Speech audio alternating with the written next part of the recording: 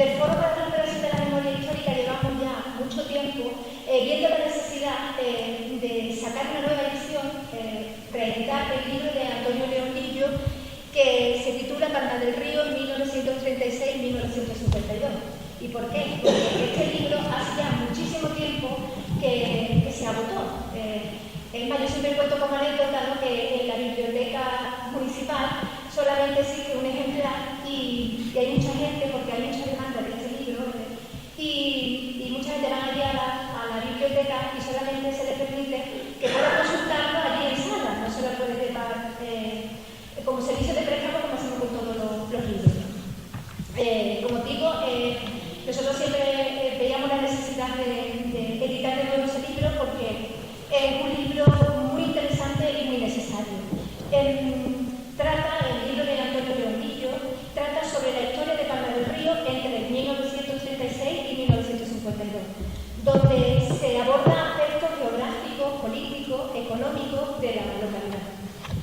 Antonio hace en este libro una visión integral de la vida del pueblo, en un contexto histórico muy complejo y difícil, como eran los meses antes del golpe militar franquista hasta 1952.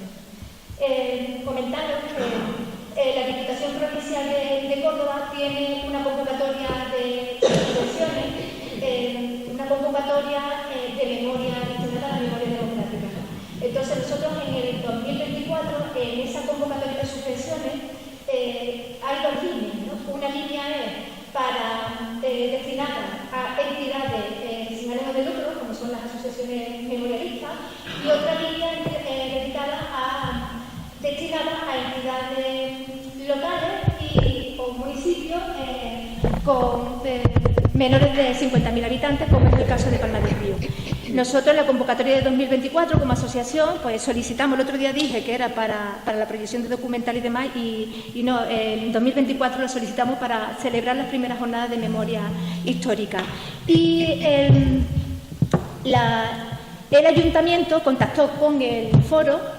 María Ángeles se puso en contacto conmigo y nos preguntó qué proyecto podía presentar el ayuntamiento, ¿no?, para solicitar esa convocatoria de subvención. Entonces nosotros le dijimos pues que teníamos pensado reeditar el libro de Antonio León Lillo, ¿no? Y así lo hicimos, gracias a la subvención que solicitó el Ayuntamiento de Palma del Río a la Diputación y también a la aportación económica que puso el Ayuntamiento. Hicimos posible este proyecto, ¿no? Antonio nos veía muy claro, ¿no?, la idea de reeditar el libro sin más, ¿no? Volver a reeditar su libro sin ningún tipo de actualización de datos ni nada. Entonces vimos la posibilidad de hacer un anexo, un suplemento, ¿no?, para actualizar datos. Por ejemplo, ¿no?, el tema del listado de personas asesinadas por el franquismo, ¿no? A fechas de hoy, ¿no?, el libro se editó de Antonio en 1990, ¿no? A fechas de hoy, después de los trabajos de investigación del foro y demás, pues la verdad es que tenemos muy actualizados esos datos. Y eso es lo que en un principio iba a ser un anexo o un suplemento al libro de Antonio. Antonio nos comentó que él no podía, ¿no?, realizar ese trabajo de actualización porque era un trabajo de bastante envergadura y en estos momentos no podía. Sí pensamos en los trabajos que habían sido propulsados por el foro a través de convenios, por ejemplo, con el Patronato de Cultura, a través de becas de investigación y demás, todos esos trabajos que habían sido propulsados por el Foro para la Memoria Histórica, pues hacer ese suplemento o ese anexo, ¿no?, para actualizar los datos. Pues de eso, en vez de salir un anexo como teníamos pensado, pues salió este libro, ¿vale? Salió un nuevo tomo, que se llama Combates por la Historia y la Memoria, Palma del Río, recopilación de trabajo sobre nuestro pasado reciente. Y yo, si os parece, os voy a leer brevemente los trabajos que están en este libro y las personas que lo han hecho posible, ¿no? Por ejemplo, ¿qué pasó el 27 de agosto de 1936? Este escrito este texto está hecho por Álvaro Castro Sánchez y Rosa María García Naranjo. Refugiados de Palma del Río durante la Guerra Civil, de Emilio Navarro Martínez. Regreso a Santa Clara, posguerra y auxilio social en Palma del Río, Rosa María García Naranjo. Justicia militar franquista, por Antonio Arroyo Sobrino. Palma del Río y el Paso de Meirás, una historia de ascenso social, adulaciones y rezos, Rosa María García Naranjo y Álvaro Castro Sánchez. Hacer ver y hacer creer, dictadura y violencia simbólica durante la posguerra en el Valle del Guadalquivir, el caso de Palma del Río, por Álvaro Castro Sánchez y Rosa María García Naranjo. Las calles de Palma y la violencia simbólica del franquismo, primera parte y segunda parte, también por Álvaro Castro Sánchez y Rosa María García Naranjo. Blanca de Lucía Ortiz, la creación de un relato del franquismo que quiere perdurar en la sociedad actual, por Antonio León Lillo. Y actuaciones arqueológicas y antropológicas en las fosas comunes de represaliados en el cementerio municipal de Palma del Río, Córdoba, por Elena Vera Cruz, Lidia Sánchez Barba y Jesús Úbeda Portugués. Yo, antes de cederle la palabra, sí quería agradecerle enormemente la labor que están realizando estas mujeres y estos hombres por recuperar nuestra memoria democrática. Así que, sin más, yo le voy a ceder la palabra ahora mismo a María Ángeles Zamora, que viene en representación del Ayuntamiento. Después de María Ángeles intervendrá el principal protagonista de este acto, que es Antonio León Lillo. Después cogerá la palabra Álvaro Castro, para continuar Rosa García Naranjo. Después intervendrá Emilio Navarro, a continuación Toñi Arroyo y para finalizar Elena Vera. Así que sin más, muchísimas gracias.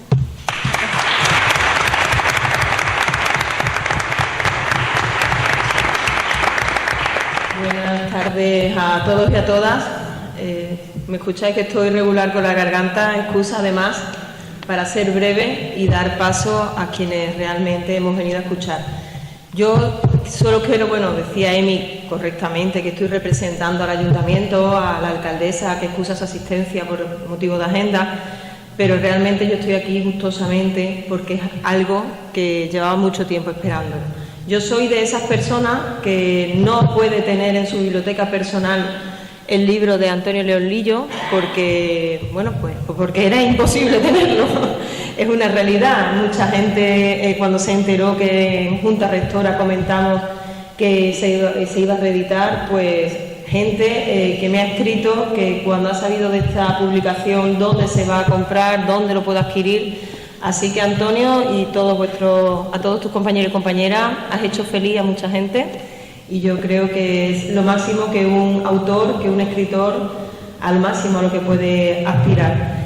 Ya ha contado la presidenta del foro cómo surgió la historia. Obviamente nosotros, cuando surge una subvención sobre el tema de memoria democrática, le preguntamos a quien de verdad conoce el tema, quién puede aportar más y pues la verdad que me hizo especial ilusión cuando planteó la reedición de este libro, que ni siquiera se nos había ocurrido. Estamos siempre trabajando con Elena en el tema de la fosa. Desde aquí hay personas que me preguntan cuándo se va a volver a abrir la fosa, cuándo vamos a poder tener a nuestros familiares. Pues si no me equivoco, Elena, la semana que viene vuelves a intervenir. Se va a volver a abrir la fosa gracias a una nueva subvención que nos ha llegado de más de 42.000 euros. Así que, si tu sabiduría y la suerte lo permite, seguro que se pueden rescatar más restos de muchas personas para que sus familiares y ellos mismos puedan descansar pronto.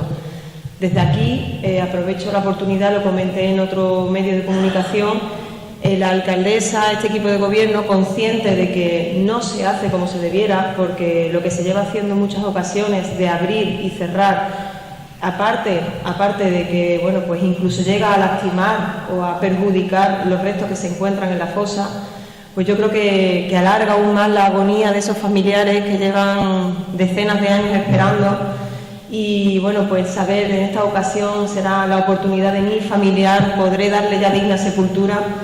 Estamos trabajando para intentar que las administraciones, es algo que no podemos hacer nosotros, hablamos en su momento, corrígeme Emi, de 500, 600, 700.000 euros, los que hacen falta para poder abrir esa fosa y poder rescatar todos los restos, analizarlos y entregárselos a su familia. No podemos hacer frente a ese gasto, pero se están haciendo las gestiones oportunas para que una administración por fin lo financie.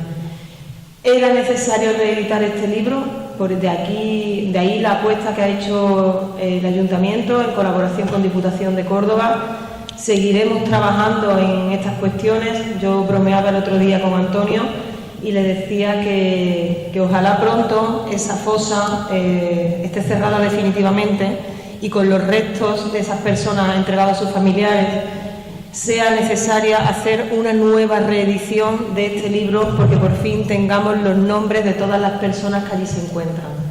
Entonces, simplemente ese deseo, mi felicitación a todo lo que habéis hecho posible que la historia de Palma del Río sea un poco más visible y que todos y todas podamos tener este libro en la mano para saber qué es lo que pasó en esos momentos tan convulsos de la historia de España y que especialmente afectó a Palma del Río. Así que, bueno, pues os cedo por supuesto la palabra y deseando escucharos. Muchas gracias.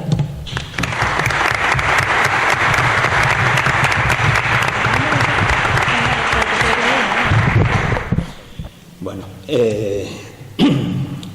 hoy estoy un poco más emocionado que normalmente, que ya de por sí lo estoy, casi siempre estoy nervioso y eso, pero por razones obvias que sabréis comprender, hoy estoy un poquito más nervioso. De todas formas, como somos prácticamente todos conocidos, pues bueno, me disculpáis si cometo algún momento en el que me atranco o alguna cosa. Un libro nunca estoy convencido de ello, no soy el único ni mucho menos, y siempre hay muchísimas personas que lo dicen. Un libro nunca es de una sola persona. Un libro, hasta llegar al formato libro, pues se debe al trabajo, a la ilusión y de muchísima gente, ¿no? De mucha gente. Desde los familiares, de los cuales tengo aquí a mi gente hoy, a compañeros de trabajo, de gente que te apoya y sobre todo el libro es de las personas a las que va dirigida, ¿no? A las personas que se interesaron por él, las personas que yo era consciente de lo que en aquel momento de los años 90 supuso un libro, y que muchas personas se quedaron sin poder acceder a ello.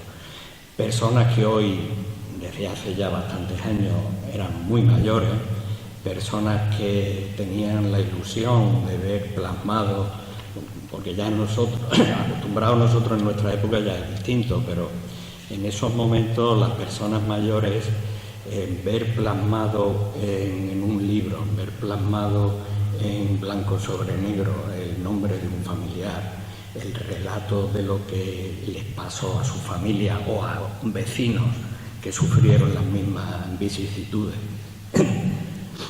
Perdóname. En vecinos que sufrieron las mismas vicisitudes que ellos, pues la verdad es que se les emocionaban y querían tener el libro. Es verdad que yo tenía mis reticencias porque ampliar un libro de las características de este, en las que se tocaban muchos aspectos de la vida de Palma del Río, pues me suponía un sobreesfuerzo que en este momento no soy capaz de desarrollar, ¿no? Por muchas circunstancias. Pero sí, siendo consciente de que hacía falta el libro, pues dije que sí, que por supuesto. Y a esas personas, para esas personas que tanto lo han demandado, a esas personas a las que va dedicada el libro. Por supuesto también, y de forma muy especial, quiero agradecerle al Foro para la Recuperación de la Memoria Histórica, de la que me cabe el honor de pertenecer. Quiero agradecerle a todos mis compañeros y compañeras, especialmente, como no, a Emi. Y le quiero agradecer esa deferencia que tuvieron, bueno, esa apuesta, porque no es deferencia, esa apuesta que hicieron por publicar el libro, ¿no? Por supuesto, al resto de compañeros y compañeras del foro, a Rosa, a Emilio, Toñi, en fin, a Elena, a todos, ¿no? Por supuesto, al final también debo agradecérselo a quien lo ha hecho posible, ¿no? A quien lo ha financiado, al Ayuntamiento, por supuestísimo, y a la Diputación de Córdoba. El libro, quizás no sea yo el más indicado para hablar de él, ¿no? El libro, yo creo que tiene la principal... Sí. Baja un poco el micro, que se escucha mejor. Baja un poco el micro, así. Según mi opinión, el libro tiene la cualidad, si tiene alguna, que es un libro de su momento, ¿no? Es un libro del momento en el que se escribió. Es un momento, año 88, 89, cuando se estaba haciendo, y luego se publicó en el año 90. Es un hijo de su época, es un libro en el que se hace una radiografía, se pretendía, con los estudios historiográficos del momento, se pretendía hacer una radiografía de lo que era un entorno, un territorio en un determinado momento, y bueno, pues ahí se abarcaban de aspectos geográficos, aspectos sociológicos, aspectos sociales y por supuesto aspectos políticos. Luego el devenir de la historia ha hecho que una parte de ese libro, como es la memoria histórica, la parte que analizaba la historia política y social de aquellos momentos en el 36 hasta el 52, las vicisitudes históricas del momento en el que se publicó ha hecho que se centrara sobre todo la atención de todos los lectores y de toda la población, se centrara sobre ese aspecto, que siendo muy importante, importantísimo, no deja de ser una parte más de lo que fue en aquellos momentos el libro.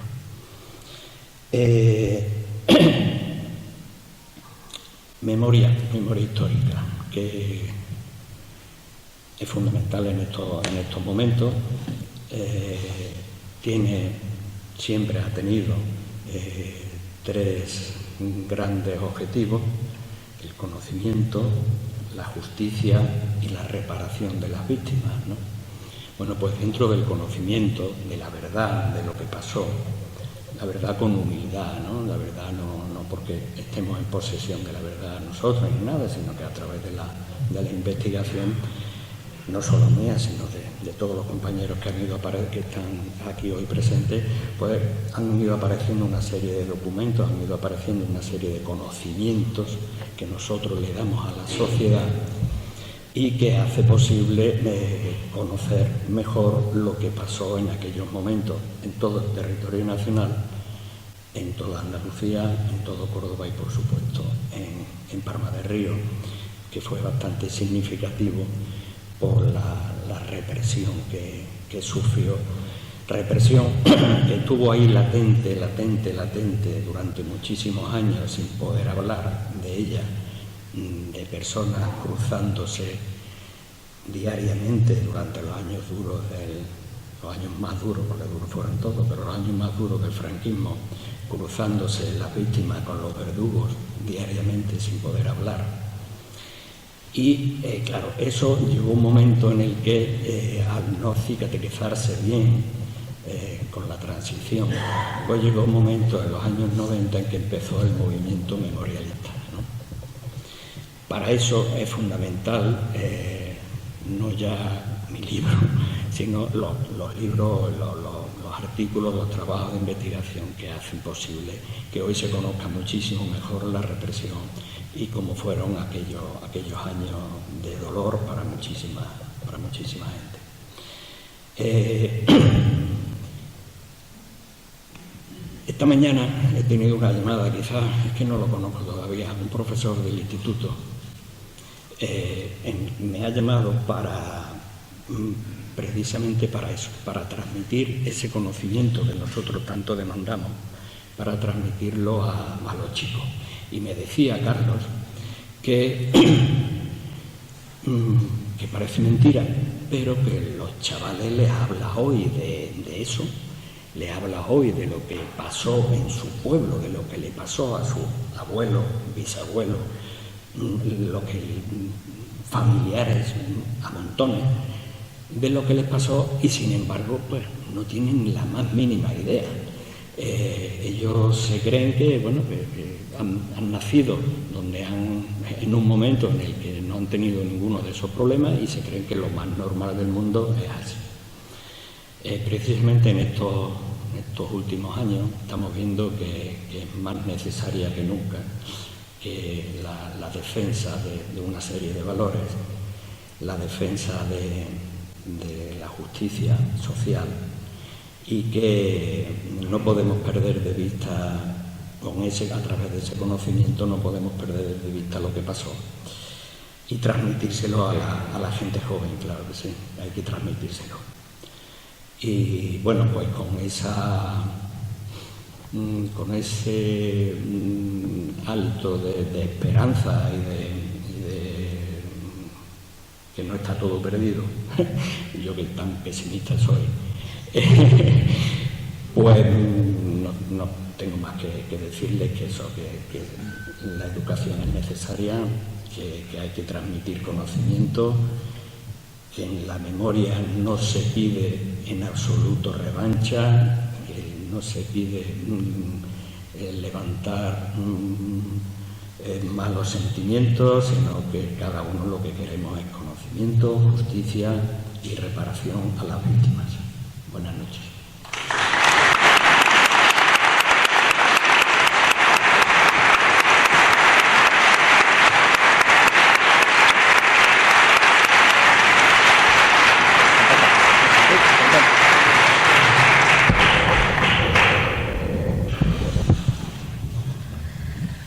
Bueno, pues después de las palabras de Antonio no sé muy bien ya qué decir, porque la verdad que es emocionante, ¿no? Y bueno, me toca hablar porque se ha decidido que íbamos a seguir el orden del libro, ¿no? Del volumen, ¿no? Del combate por la historia que Emi nos ha resumido, ¿no? Con el índice. Pero bueno, antes de hablar un poco de lo que hemos hecho Rosa y yo, pues nada, transmitir mi enhorabuena a Antonio por la reedición del libro y desde luego seguirá siendo el punto de partida. O sea, todos los que estamos aquí tenemos una deuda muy grande contigo y estoy seguro que seguirá siendo el libro de referencia a pesar de todos los trabajos que espero que sigan llegando. Bueno, muy brevemente, pues como ya he dicho, habéis visto cuando se ha leído el índice, Rosa María García Naranjo y yo incluimos una serie de 5 trabajos, bueno, serían 4, pero hay uno que es doble, está dividido en dos capítulos, y muy brevemente, bueno, pues simplemente decir que es fruto de un trabajo colaborativo entre los dos, que hemos hecho también otras veces, y que bueno, digamos que se reparten en diferentes años. Un trabajo que parte de un diálogo, una reflexión compartida entre los dos, obviamente también parte de la afinidad. ¿No se oye al final? Pues no se oye conmigo. Vale, pensaba que se oía. Que aquí se oye fuerte. Entonces decía que parte de un diálogo y una reflexión entre los dos, una escritura a 2 manos, los artículos están escritos entre ambos. También tengo que decir que Rosa es la que hace que el artículo se lea bien, porque ella escribe mejor que yo. Y ya de entrada, digamos que combina un trabajo de archivo, que en diferentes momentos ha hecho ella o he hecho yo, y que también intentamos, creo que es la nota característica de los trabajos que hemos incluido en este volumen, intentamos aportar cierta novedad historiográfica. O sea, intentamos abrir nuevas perspectivas sobre, digamos, sombras, lagunas, cuestiones que quizás pues, a veces pasan más desapercibidas, quizás no son prioritarias, quizás hay otras más prioritarias, pero que a nosotros particularmente nos parece muy importante. Entonces, como se ha dicho antes, pues metemos un primer texto que pasó el 27 de agosto de 1936, intentamos arrojar luz partiendo del libro de Antonio, pero bueno, intenta también aportar otros datos que hemos ido encontrando en nuestro trabajo de archivo, Después tenemos otro trabajo que es Palma y Pazo de Meirás, que, bueno, esto voy a dejar Rosa que hable un poquito más de este tema. La verdad que nos lo pasamos muy bien con este texto. Y bueno, hay un tercer trabajo, Hacer ver y hacer creer, que presentamos en un congreso sobre dictaduras y fascismo en la Universidad Autónoma de Madrid y que nos permitieron incluir en este volumen. En este trabajo, ¿no?, por decir aquello de la novedad historiográfica o por no aportar nuevas perspectivas, aquí lo que nos planteamos es aplicar la cuestión de la violencia simbólica al contexto de Palma. El contexto de Palma en la guerra, una vez la guerra, digamos, está ya perdida en Palma, porque están aquí ya el bando rebelde, ¿no?, bajo su dominio, y la posguerra, ¿no? Un contexto donde se impone, o sea, ¿qué tenemos por violencia simbólica? ¿No? Pues rápidamente un intento férreo, no sutil, de control del lenguaje, de los símbolos del espacio urbano, de los rituales, de las ceremonias, cuyo objetivo es reforzar las nuevas relaciones de dominación y desigualdad que el franquismo vino a consolidar, ¿no? En ese sentido, bueno, ¿por qué hacer ver y hacer creer? Hacer ver quiénes son los vencedores, dejar claro quién ha vencido. Una simbología destinada a la humillación, al escarmiento. Y hacer creer, es decir, el intento también de construir un relato que acabe legitimando el golpe, que acabe legitimando la dictadura, y aquí nos paramos en diferentes cosas. El relato de la cruzada, por ejemplo, como eso se plasma en Palma, en diferentes escenarios, los rituales de la victoria, los homenajes a los caídos, el tema de la cruz, ¿no?, que mucho, no depende de la edad, pues nos acordamos, ¿no? Una cruz que originalmente estuvo en la plaza del ayuntamiento, que de hecho está una foto bastante interesante en la portada del volumen. Y por mi parte creo que me he pasado, ¿no?, de los 5 minutos. Yo le paso ya la palabra a Rosa. Gracias.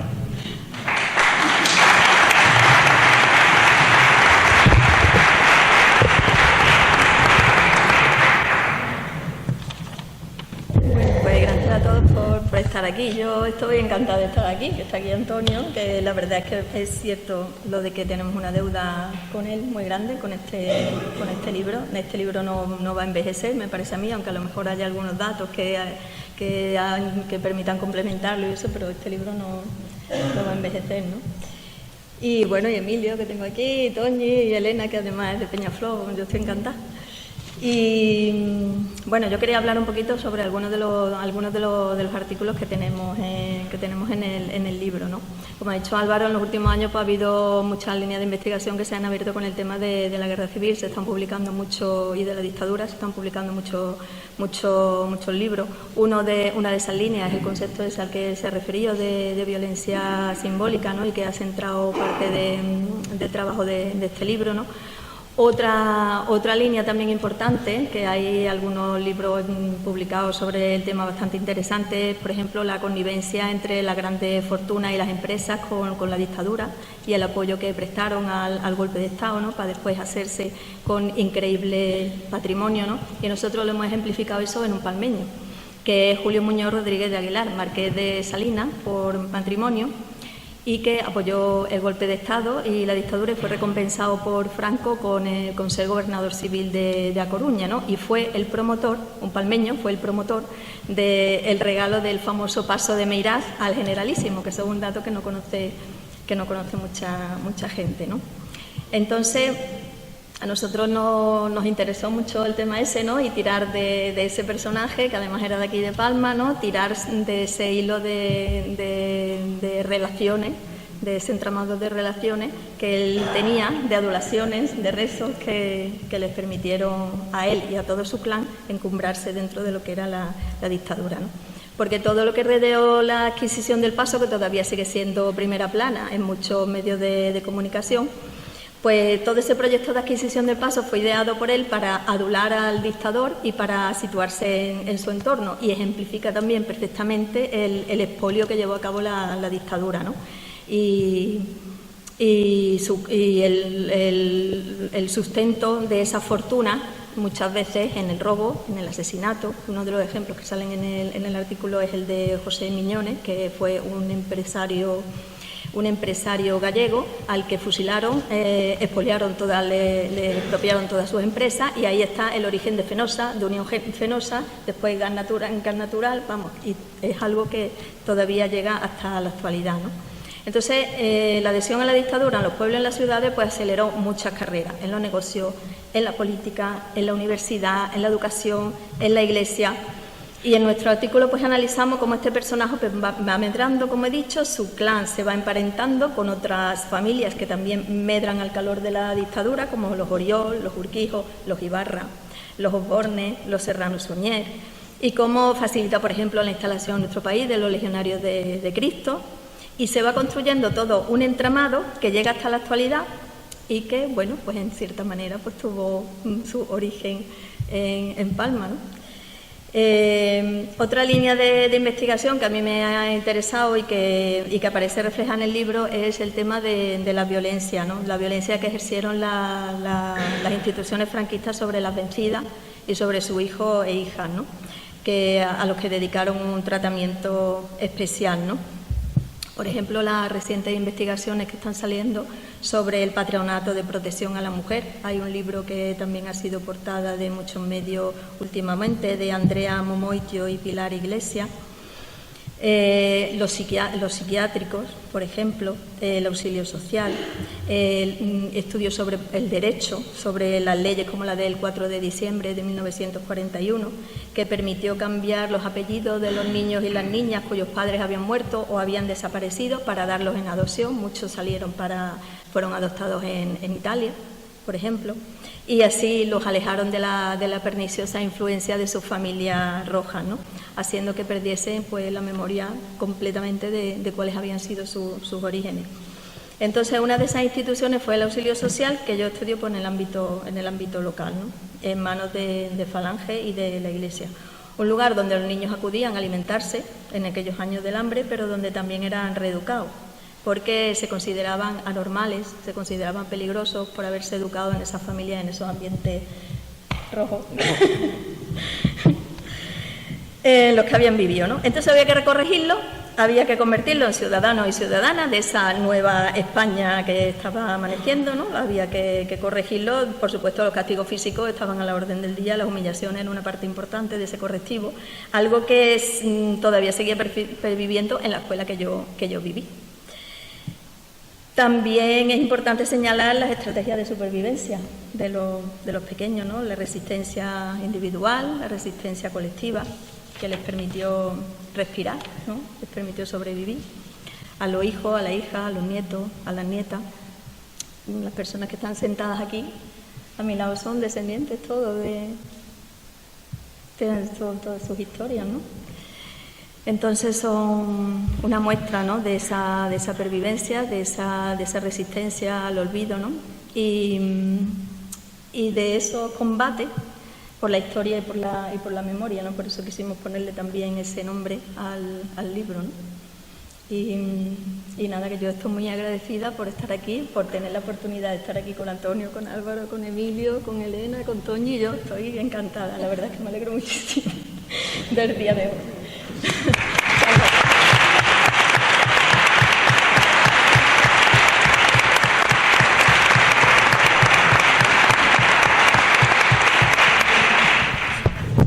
Bueno, pues para no seguir la línea de agradecimiento, porque todo está claro que hay que agradecer a Antonio lo que hizo y lo que ha hecho en este trabajo y lo que hemos hecho todos. Así que gracias de nuevo a Antonio, a EMI, a las instituciones que lo han favorecido. Yo voy a hablar brevemente sobre mi trabajo, que fue premiado en la beca que convocaba antiguamente o promovía el Ayuntamiento de Palma del Río junto al Foro de la Memoria. Aprovecho esta presentación para pedir que esta beca de investigación vuelva a ser convocada, porque aún quedan muchos aspectos de la historia reciente y de las circunstancias históricas que rodearon este conflicto civil en nuestra historia por aclarar e investigar desde el punto de vista del trabajo del historiador. El texto presentado en este libro pretende dar a conocer una faceta de las menos estudiadas en el campo de los estudios de la guerra civil, que no es otra que la de los movimientos de población civil que huía del conflicto y de las tropas que habían iniciado esta guerra esta guerra civil, que no eran otras que las del mal llamado Bando Nacional. Estos exilios interiores dieron como resultado grandes embolsamientos de población que el gobierno republicano durante la guerra civil gestionó como pudo. En el camino quedaron marchas como la de Hermandad de Málaga hacia Granada y Almería, que dio como resultado uno de los primeros grandes ataques contra la población civil de la guerra civil y del mundo contemporáneo. En nuestra zona, Palma del Río acogió refugiados de todo el entorno conforme las columnas militares de sublevado fueron avanzando desde Sevilla y Écija. O sea, desde Palma del Río, entre el 25 y el 26 de agosto, salieron grandes contingentes de población civil que caminó a pie hasta Posada y desde aquí, atravesando la sierra, hasta llegar a Villaviciosa. Aquí quiero recordar las palabras que mi abuela, Belén Rosa, de 18 años, junto a su madre viuda y tres hermanos de 16, 13 y 10 años, atravesaron de noche y a pie la sierra por una serpeante carretera hacia Villaviciosa y Posada, mientras algunos aviones nacionales los ametrallaban en su camino. Este camino de partida lo tomaron grandes contingentes de población desde Posada, Almodóvar, donde recientemente también se ha creado una ruta senderista llamada el Sendero de la Huida. La llegada a Villaviciosa y al Valle del Guadiato dio seguridad a la población civil y la República comenzó a evacuar estos refugiados hasta zonas seguras dentro del territorio que controlaban. Los pueblos que acogieron a esta población civil estaban ubicados mayoritariamente en Castilla-La Mancha, Murcia y Valencia. La mayoría de estas poblaciones compartieron con estas personas lo poco que tenían, siendo importantes organizaciones humanitarias como el Socorro Rojo Internacional. Al finalizar la contienda, estas poblaciones, a estos grupos humanos, a estos refugiados, se les pidió que volvieran a sus lugares de origen con la finalidad de controlar y ejercer la represión sobre estas personas, que pudieran haber hecho actividades no admitidas por la Nueva España franquista. En esta acción se nos ha legado el único pilar documental de este éxodo y que está custodiado en nuestro archivo municipal. En la carpeta de personal presentado desde Zona Roja encontramos el grueso del material publicado en este libro. La fuente histórica es excepcional y nos muestra la crueldad de la guerra y de la represión derivada a las personas que, en el momento de presentarse, eran derivadas a juicio e incluso a batallones disciplinarios. Una de las ramas pendientes que quedan por hacer en este trabajo, que es el trabajo de los batallones disciplinarios de soldados trabajadores que muchos de estas personas acabaron engrosando. Para finalizar y no extenderme mucho, creo que es el momento de trascender el trabajo de la historia y reconocer a estas poblaciones de acogida la solidaridad con nuestros paisanos en tiempos tan duros y difíciles. Muchas gracias.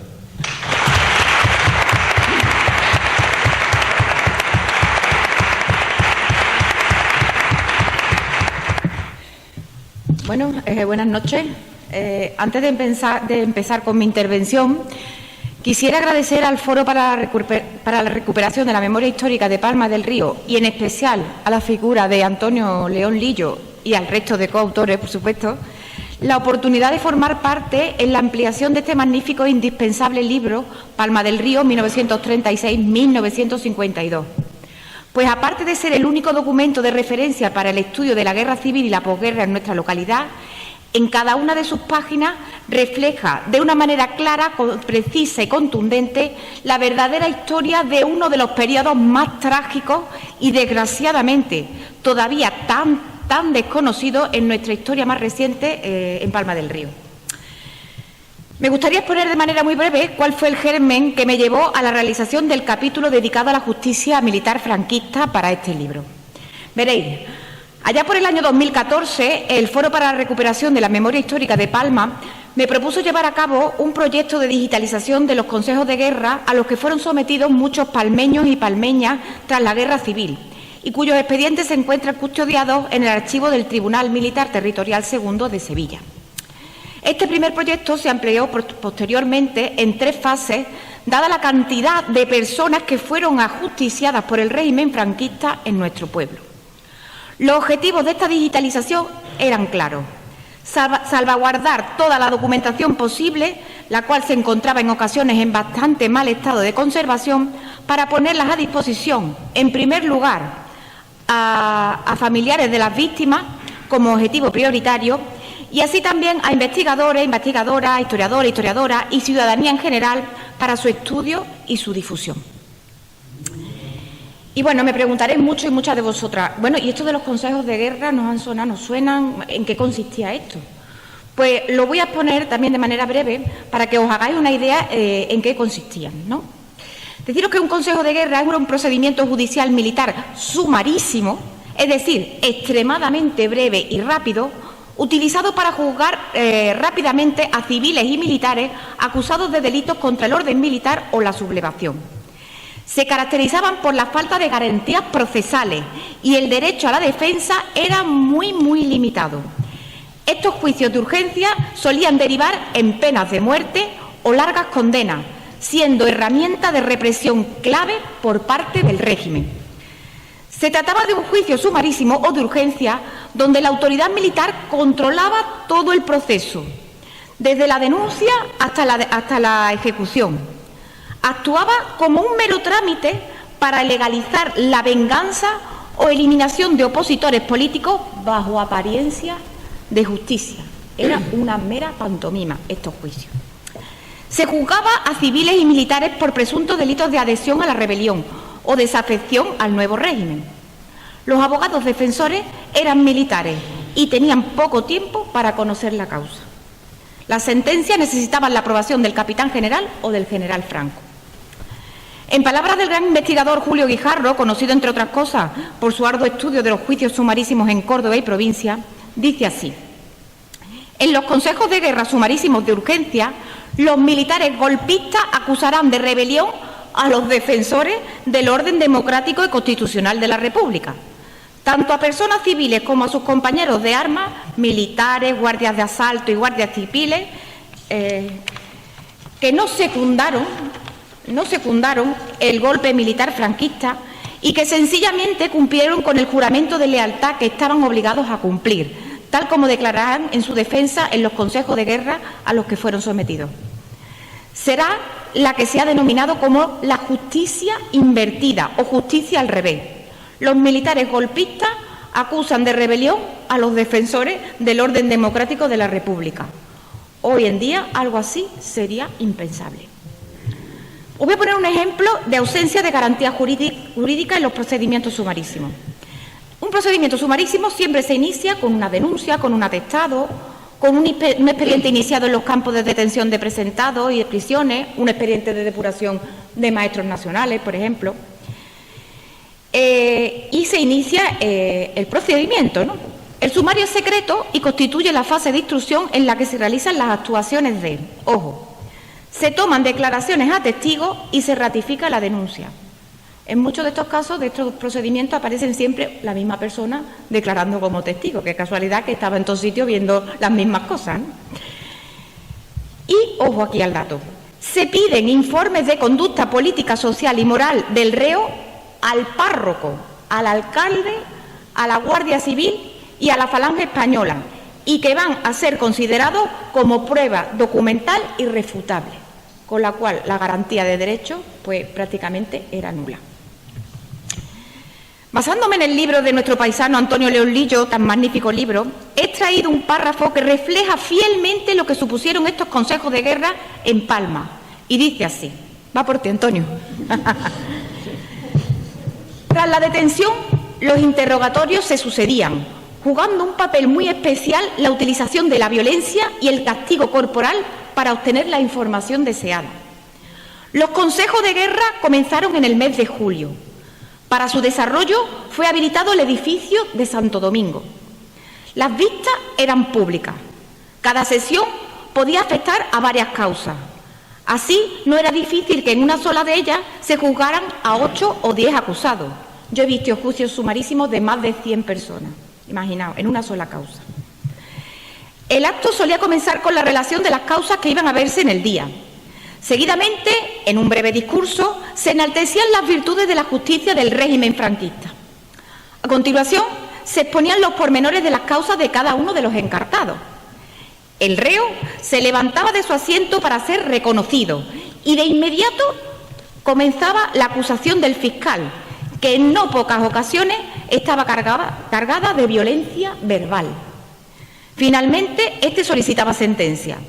Actuaba después el defensor de oficio, que haciendo uso de las atribuciones que le estaban conferidas, podía pedir la reducción de la pena o bien se mostraba de acuerdo con la que el fiscal había pedido. Finalmente, se dictaba sentencia. En todas las causas, los acusados tenían que responder por los cargos de participación, auxilio o incitación a la rebelión militar. Delitos estos bastante difíciles de explicar cuando estás defendiendo un régimen que era legal, como era la República. Estas ejecuciones se realizaban siempre de madrugada.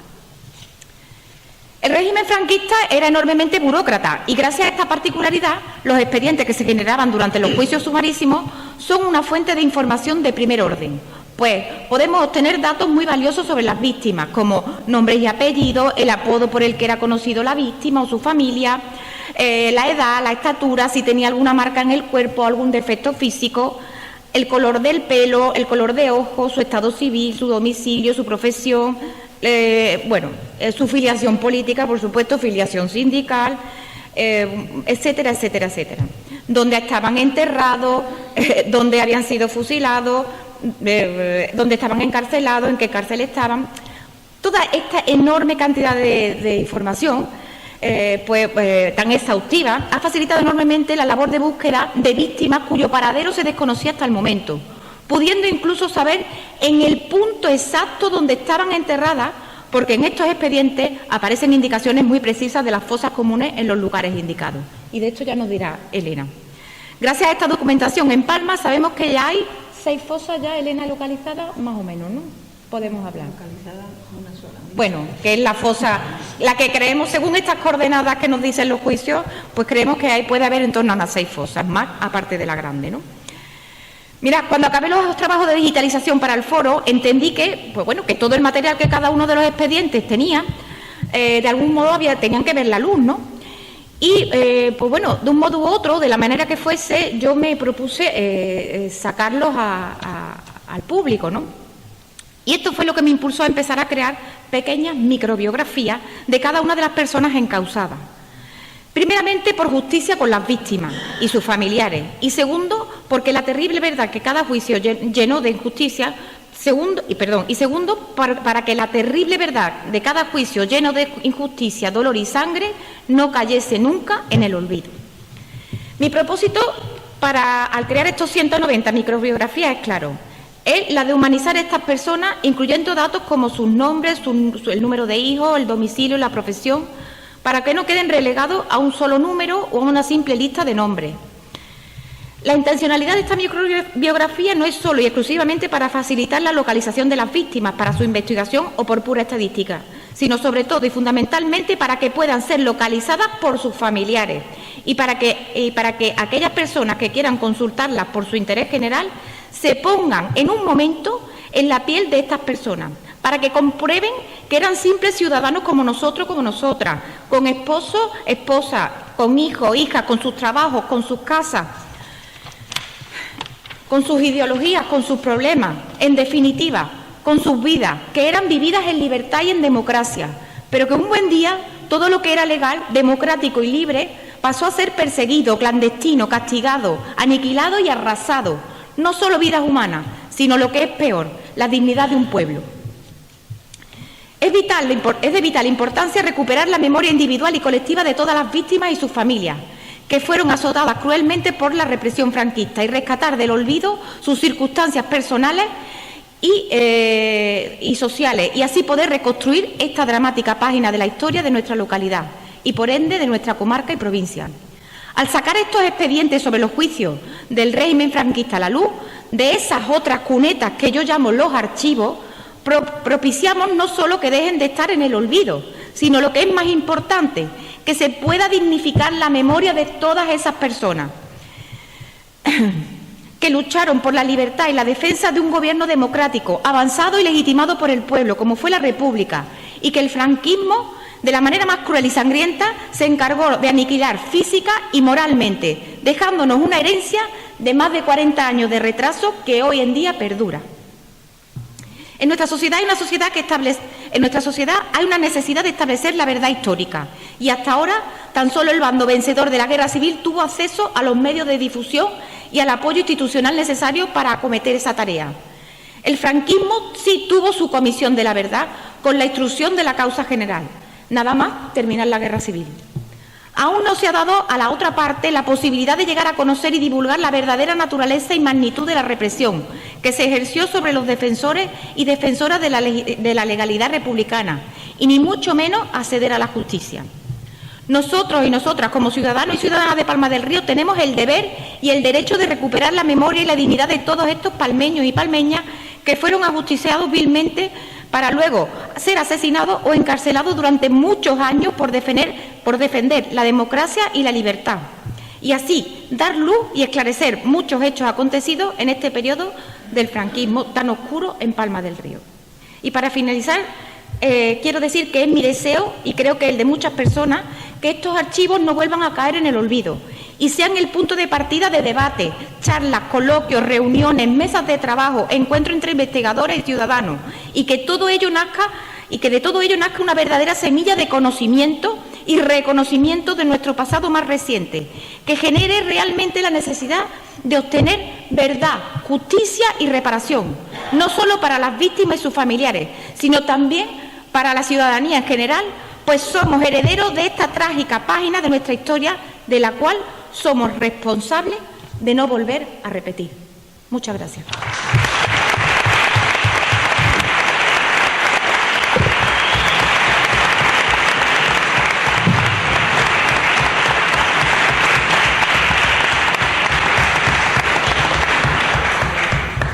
Bueno, este alegato por la memoria.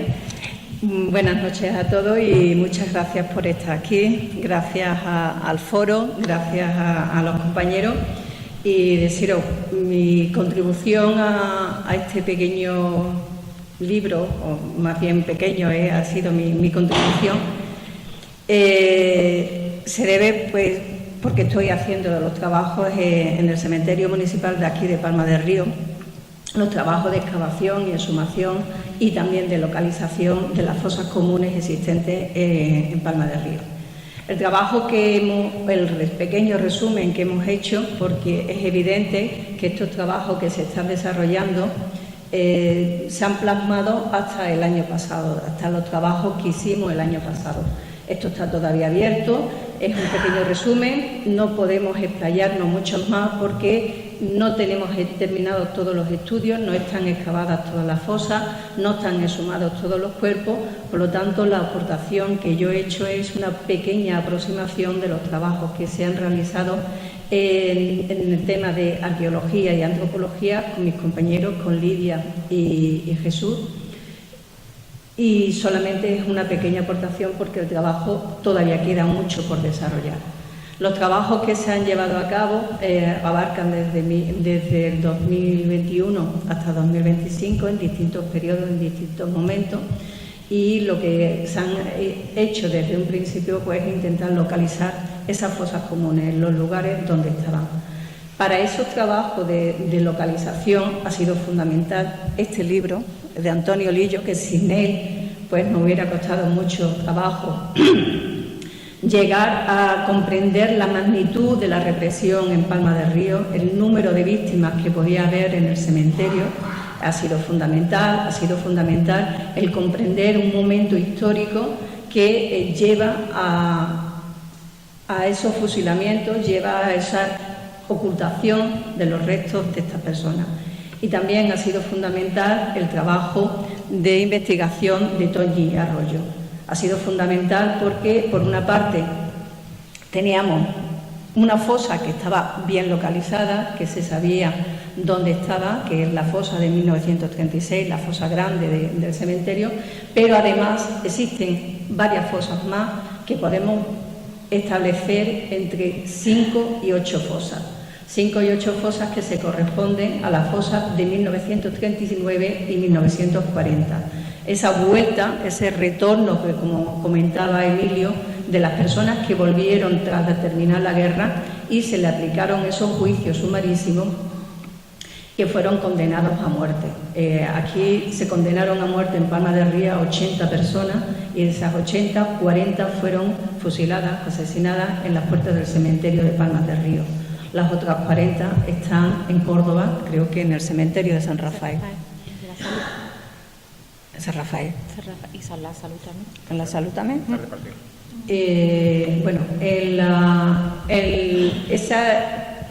Esos fusilamientos del 39, de finales del año 39, del año 40, pues, como bien ha explicado Toñi, eso está muy bien explicitado en los expedientes militares dónde estaban ubicados.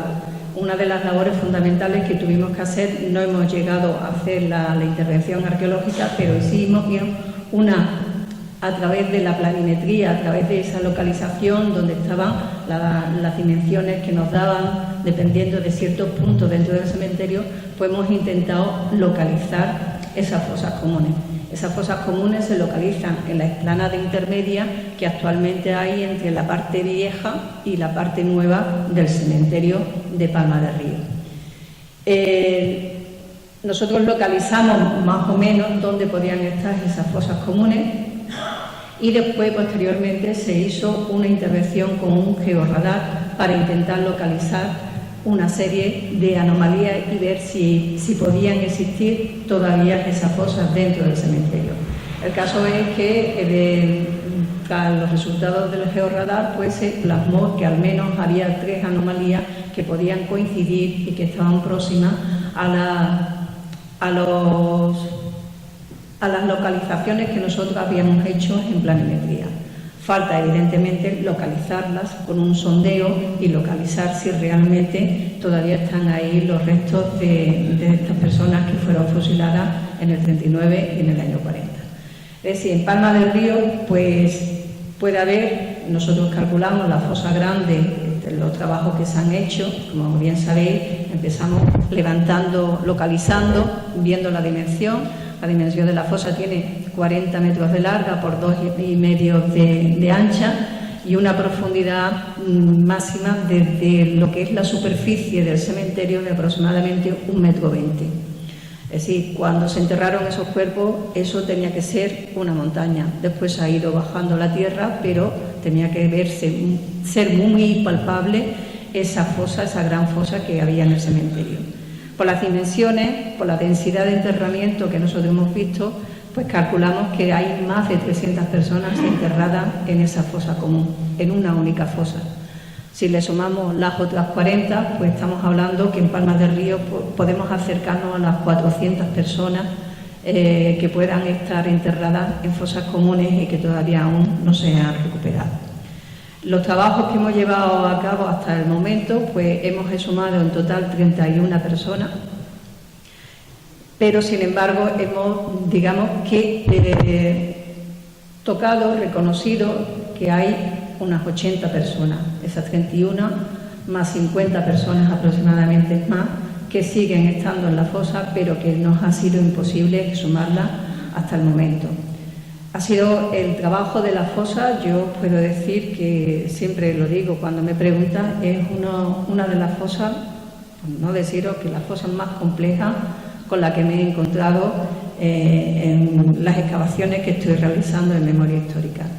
Es tal la cantidad de cuerpos entrelazados, superpuestos, unos encima de otros, con tantas distorsiones y eso, que se hace prácticamente imposible y haciendo que ya es algo que comentamos con el ayuntamiento y es lo que ha comentado antes María Ángeles, que es muy difícil intentar exhumar todos los cuerpos como lo estamos haciendo. Una pequeña subvención, abrimos, cerramos y haciendo el año pasado pues no pudimos exhumar muchos cuerpos por la complejidad con la que nos habíamos encontrado en la fosa común. El caso es que vamos a seguir, este año continuamos con una nueva subvención, vamos a la intención y el planteamiento que nos hemos hecho el equipo, pues vamos a iniciar la exhumación o la excavación, a ver si podemos exhumar más cuerpos por la otra zona, es decir, por la zona oeste de la fosa, en el otro sentido, y intentar ver y estudiar el comportamiento de enterramientos que existe en esa zona para ver si podemos llegar a una mayor exhumación de los cuerpos. Si ya conocemos una zona, queremos conocer la otra y a partir de ahí, si conseguimos una subvención completa en la que podamos abrir la fosa, pues tendremos todos los datos posibles sobre la mano para ver cómo podemos acometer este arduo trabajo que supone exhumar todos los cuerpos de la fosa de 1939 y continuar después con esas anomalías y esas localizaciones que teníamos ya en la explanada grande y continuar y exhumar todos los cuerpos que están enterrados en el cementerio de Palma del Río. Como os digo, pues el trabajo o el pequeño resumen que yo he hecho es algo que está abierto, que yo no lo tengo terminado porque todavía no está terminada la fosa. Nosotros nos comprometeremos, bueno, siempre hemos intentado pues explicar, divulgar y transmitir los trabajos que estamos haciendo. Os lo digo siempre a todo el mundo, nosotros estamos en la excavación y siempre han estado abiertas las puertas de los trabajos que nosotros hacemos.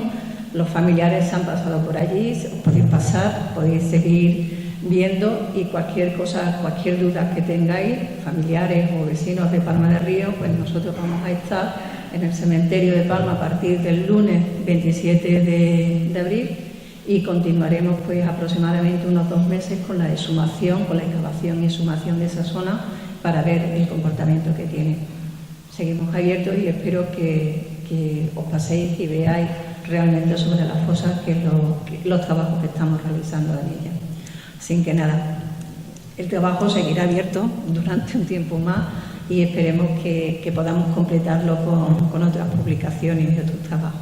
Así que nada, muchas gracias.